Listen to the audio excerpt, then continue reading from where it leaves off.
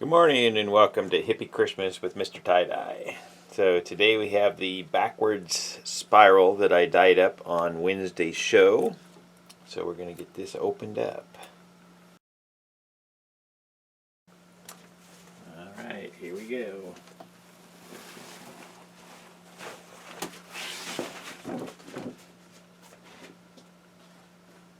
So there is the backwards spiral. So we'll get this washed and posted later.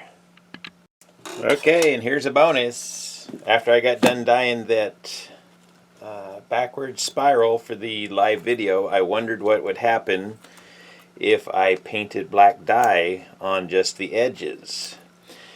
So I went ahead and dyed up another one.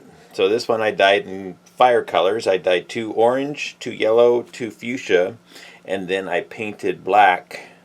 Just regular black dye, not thickened, just regular over top to paint just the edges. And I did that on both sides. So, got some nice color in there, some black lines, so let's open this up and see what it looks like. Alright, here we go.